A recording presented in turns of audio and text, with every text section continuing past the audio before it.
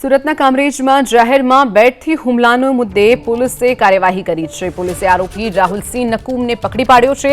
બાળકોના ક્રિકેટ રમવા જેવી બાબતે વયસ્ક લોકો બાખડી પડ્યા હતા। ચિરાગ ગોહિલ નામના યુવકને રાહુલે માર માર્યો હતો, બેટના ઘા માર્યા હતા।